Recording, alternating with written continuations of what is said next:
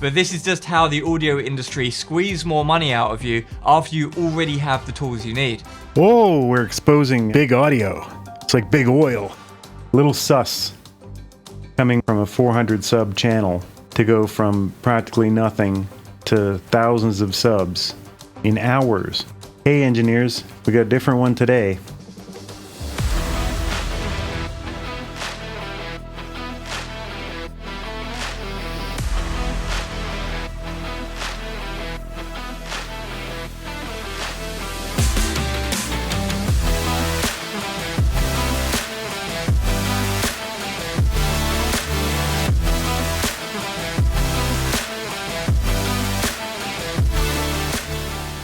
Greetings all. This past week a video popped into my feed from a very tiny channel I'd never heard of before called AP Mastering. Mastering engineer over in the UK named Alain Paul, claiming again that all EQs are the same. Everything they're telling you about buying box plugins, model plugins, branded plugins is a complete lie and you're being fooled. I just want to address this issue because in my experience I've found that some of these box plugins are great. They speed up my flow. I like using them. I'll even admit to liking the interfaces, something that Paul will make fun of me for, I'm sure. Now to be sure, I'm not here to make internet drama. Now there's nothing personal going on here. I don't take issue with Paul's major thesis, which is learn what to do with EQ before you go out. No EQ that you buy anywhere is going to save you. But that being said, these EQ models are made for a reason. People really want them. Sure, the actual instructions on the EQ curves to make and how they function underneath the hood are digital. It's all math. And with sometimes amazing amounts of work, as we're going to see, you can recreate them to some degree. But how much you want to do that? How much work do you want to put in to recreate a certain sound when you can just grab a plugin, twist a knob, and you're done? On to the next thing. Let's take a look at some of the highlights we saw in this video. There's a massive lie which you've been told by the audio industry, and I'm going to expose that right now in this video. So it's this whole idea that different plugins have different flavors, and you need to buy a whole bunch of different EQ plugins to get the different flavors because some sounds might sound better with that EQ and some sounds might sound better with this other EQ. Now I'm sorry to burst the bubble here, but this is just how the audio industry squeeze more money out of you after you already have the tools you need. Whoa, we're exposing big audio. It's like big oil. Big audio. Ha. They're squeezing you. All right, let's go.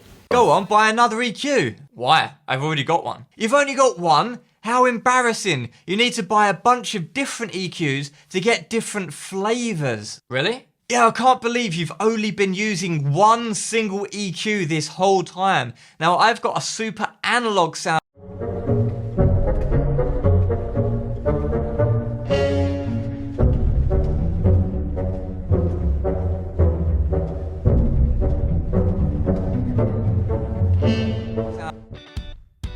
Who is this supposed to be?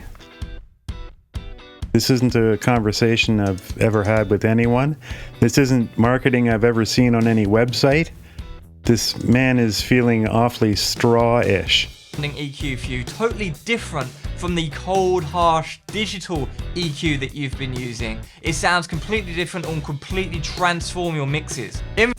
Still not quite sure who is saying that exactly. Now the tone, I mean, there are world famous mix engineers that'll take that exact EQ and put it on their mix bus just because of the modeled op amp within it that adds harmonics and hiss and stuff like that they find picks their mix up. Mark Daniel Nelson being one of them. The API 560 I only use as a line amp.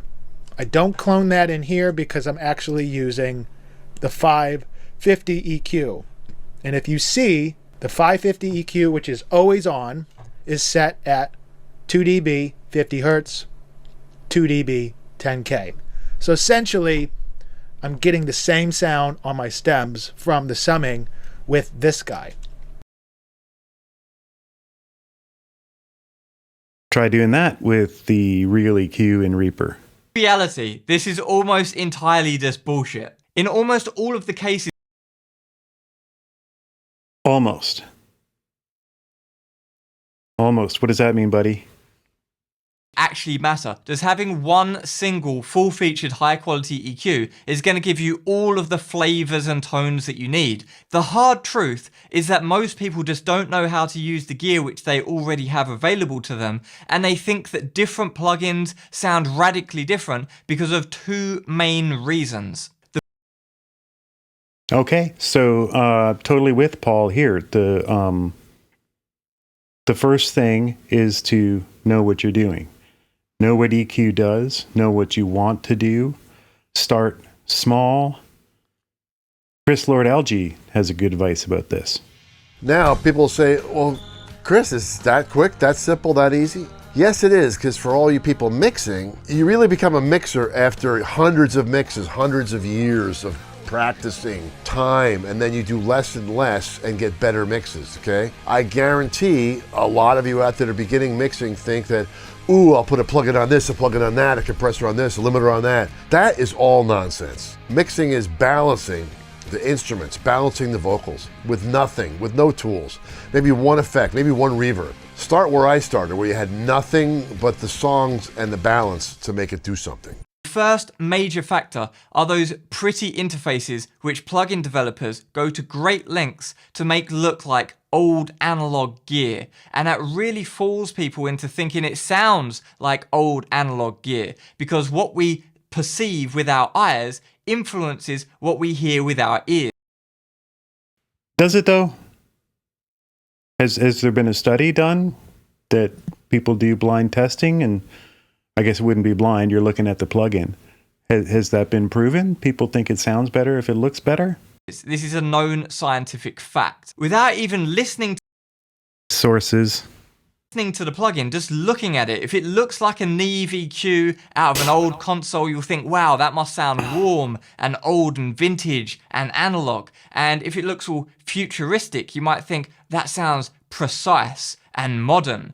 And if it's got no interface at all, you might think, oh, that just sounds cheap and crappy. They could all be the same EQ, but you think that they sound differently based upon their pretty interfaces or lack thereof. And it's going a little bit too far to say, like, you, noob listener, you think this. Give us some credit here, Paul. This isn't just some theory which I'm chucking out there. This is a very well-established scientific fact. Yeah, so this is where we always run into problems, is the science and scientific fact. Cholesterol levels of many Americans are too high, but for a group of people in New Jersey, cholesterol went down. They joined in a total dietary program to reduce cholesterol.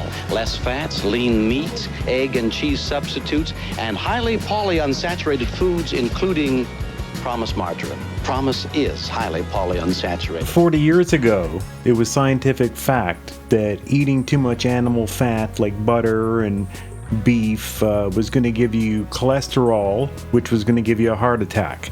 So therefore, you needed to take, until recently, the world's most popular drug, statin, to save yourself from dying from a heart attack. Now,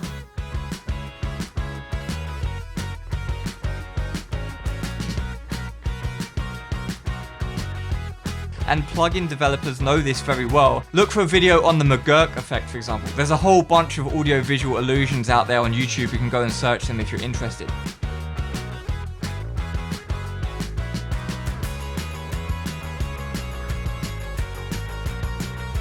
The second reason is because Q implementation. So you know that knob on an EQ called Q, or bandwidth?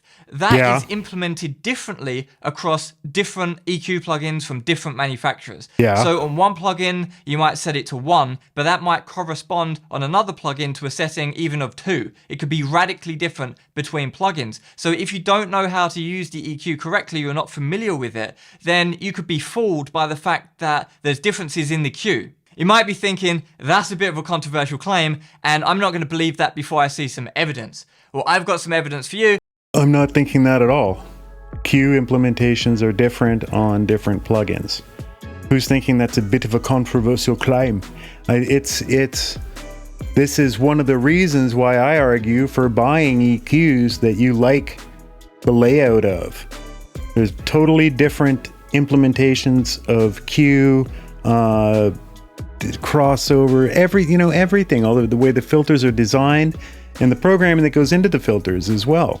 Paul Third has an excellent video out now addressing this.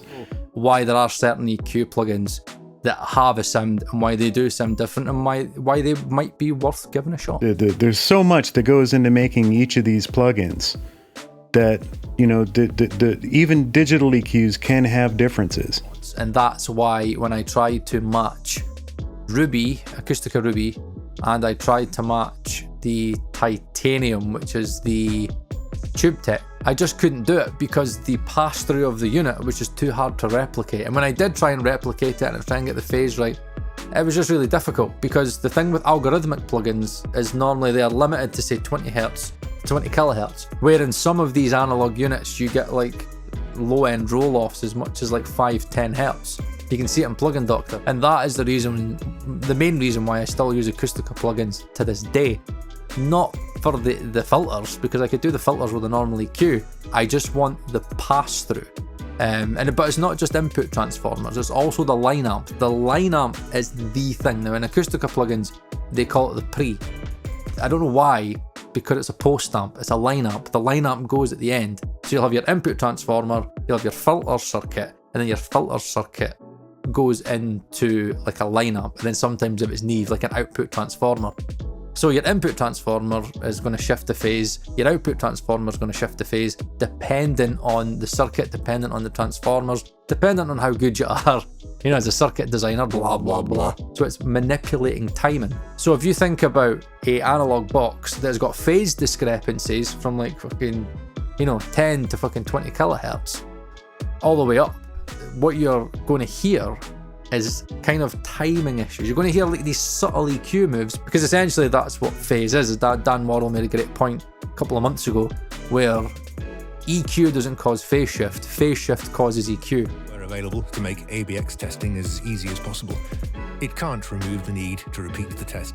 I've got inarguable, objective scientific fact, because we're just going to get two signals, flip the polarity of one of them, and we're going to listen to the delta. The delta is the difference between two signals. And if there's no delta, if we don't hear anything, we don't hear any difference between the two signals, then there is no difference.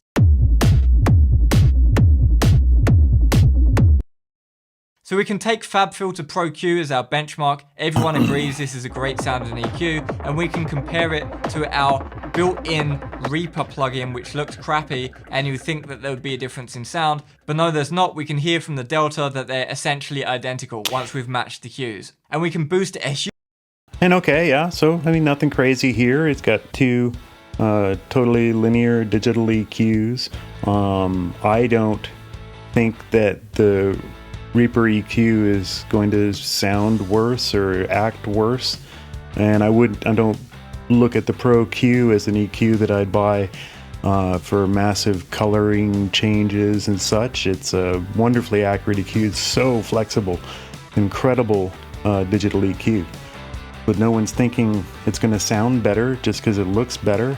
It has more options. And we can boost it a huge amount and still see that the difference between the two is essentially inaudible. Now we can compare the difference between Nova and FabFilter, and we can also see that they're essentially the same. And to make a point, we can take this comically crappy looking built-in operating system Mac EQ, and we can see that when we properly match it, it's essentially identical as well. Essentially, but not exactly, right? And so I saw this and immediately went and spent like a couple afternoons farting around with all sorts of plugins. And with an actual audio signal, found it very difficult to completely null out. Most digital EQs are pretty easy, but once you started comparing these linear digital EQs to these box plugin, brand plugin ones, super hard to get them to null completely. But that's just one side of the argument. Let's get back to the video. And then we can take this analog modeling, Neve looking EQ and compare that to, and as we can see, the differences are inaudible again. They all sound basically exactly the same. So as you can see, the frequency and the gain controls were all perfectly calibrated, because to be honest, anything else would just be a design failure. But I could hear a delta. But the Qs, the width of the bell, was very different between the EQs. But when we matched them, we almost heard nothing in the delta signal. You can't argue with the delta because it's objective scientific fact. Mathematically speaking, if we don't hear anything once we've polarity flipped it and played the two signals together, if we don't hear any difference, there is no difference. That is the cold scientific hard fact. So my advice is, if you don't already have a good quality full... The cold hard scientific fact is that I did hear a delta. Right? So, and those are the results that I got using Plugin Doctor to try to dial cues in and saving presets and bringing them over, trying to null. I found usually much more audible deltas than what Paul got here, but you know, I guess he really knows what he's doing. Featured EQ with dynamic functionality built in, head over to the Tokyo Dawn website and grab the plugin called Nova. Yeah, it's it's a great free. EQ. I don't know why it's... So what I'm saying is you absolutely need one high quality EQ. You don't need a whole bunch of different ones because that sounds better on guitars and that sounds better on kick drums. No, if you know how to use an EQ properly, they all sound the same. But now the astute viewers might be thinking, well, that's just bells. What about shelves? Maybe shelves sound radically different between different EQs. And yes, there is some truth to this, especially the analog modeling plugins, for example, from Waves. They do some weird stuff with the shelves. But even so, we can just recreate that in FabFilter. Listen to the delta. There's almost no difference between the two. Look at how many points he's got on the EQ. But it's a different shape. Look at all the points he's got on the EQ. Okay, guys, I'm here to tell you the truth. All you need to do when you want to dial in a Neve style shelf on your overheads is create an 18-point graphed EQ in Pro Q3, which costs what, $300 or something like that? Yeah, just go in there, or you go into your free stock digital EQ and draw 18. Oh wait, you can't draw 18 points into most stock EQs, right? So I mean, what is the point? How long did it take you, Paul, to create that? Right? You want to load in, you want to start working on your tracks. You know that this shelf on that plugin gives you this nice, brilliant shine on your overhead cymbals. Load it in, turn the knob until it sounds good, on to the next one. But no, you'd have us sit there for 3-5 minutes, carefully plotting out things and Plugin Doctor, doing a null test, making sure we've got it. You got to have a digital EQ that can have that many points, but then has knobs to reverse and flip them, expand them all together and move them together. Most stock plugins aren't going to have that. Come on, man. And what I want to see is you on a live stream, real time, doing these null tests. So it's a different flavor. Well, not really. It's just a weird EQ setting which doesn't sound as good as a normal shelf. It's not analog. It's the exact same sounding digital processing. Easy. It's just a weird shape. Everybody can do that. Just a summary, but you could just do something way simpler like this, and you probably can't even tell the difference anyway. But according to what he's saying, the one with 100 points in it, that's how he got it to null. This, he says, it's close, it'll get the job done, but it's not the same. Even by his own admission, it's not the same. I thought the whole point was all EQs are the same. This isn't the same as that EQ.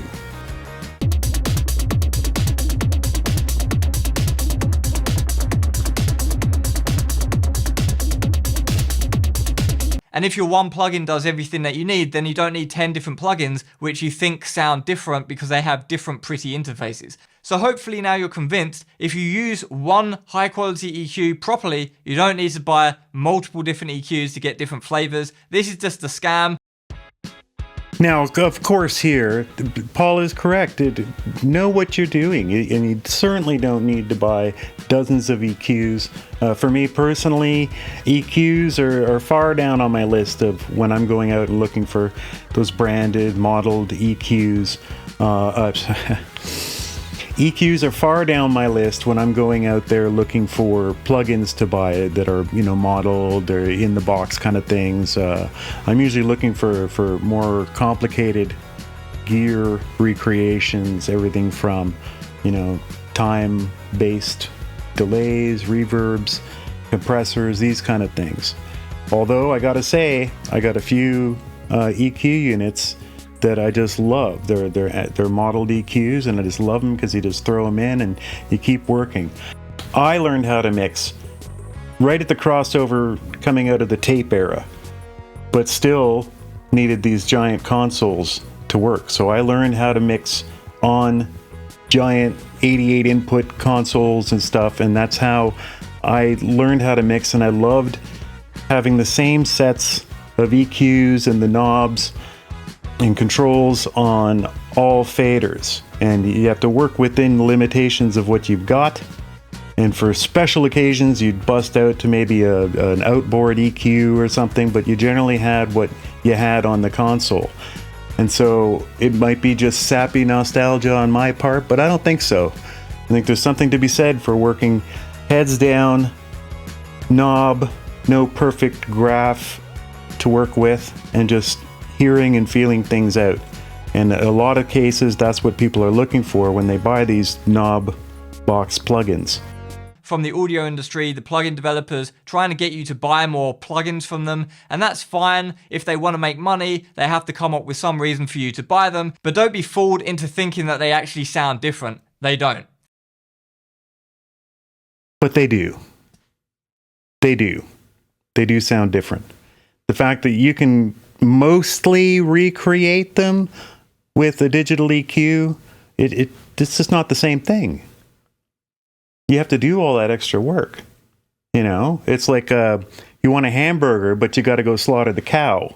Now, in the audiophile and pro audio world, often people don't like talking about delta. Why? Because it's revealing the bullshit behind the magic curtain. People say things like, it doesn't matter that the delta is so low that it's practically inaudible. I can still feel the difference. There is a feeling there which is coming across better in this other one. If people want to say that science is...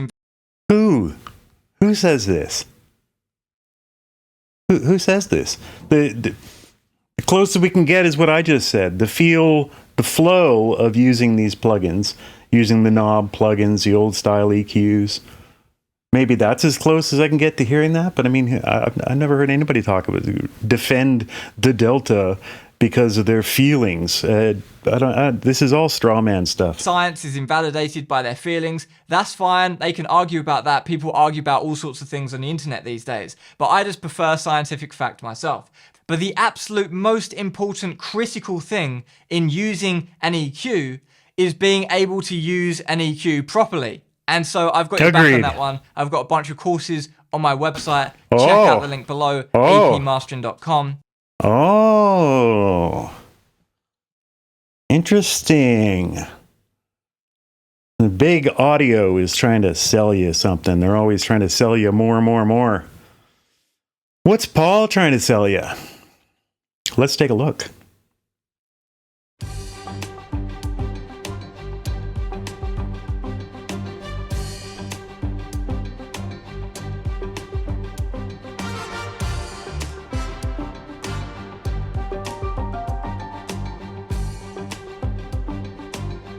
So now we get to the rub. Supposedly, big audio, manipulating your feelings and desires, are scamming you, trying to sell you things you don't need. But I guess when Paul does it, it's okay. When this video showed up on my feed, he had 400 subs. About 8 hours later that evening, he had almost 2,000 subs. For me, I've been putting weekly work into getting videos out on my 100-something sub channel last fall, and I've been working at it quite regularly now. And you pick up a few subs a week, right?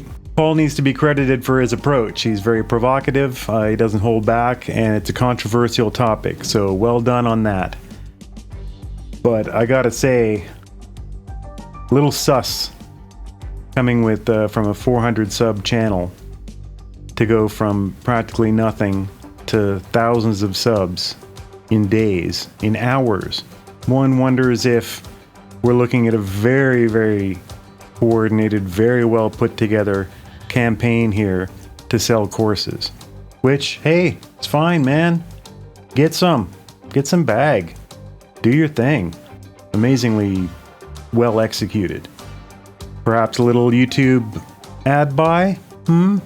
That being said, it doesn't matter. What matters is that the discernment that Paul is calling for, I'm calling for from you as well. Be careful.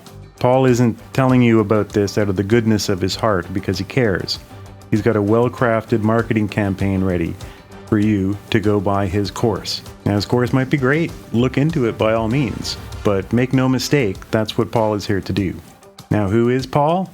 He seems to be a man with over a decade experience in the mastering field. Going through his client list, we're seeing people with 5-figure listeners on Spotify. But then there are lots of us out there with figures like this. No, I had a client who recently nominated for the Canadian Grammy called the Juno. I'm a backwater individual bedroom producer to a large extent, and I don't make any claims to know how to mix any better than you. I have my experiences and I have my feelings about these things and I have my flow that works for me. There is no wrong or right way. Anyone telling you otherwise is selling you something. In making this channel, I decided long ago that I'm not comfortable with here's how to mix videos because I don't have a big long sheet of credits to show you.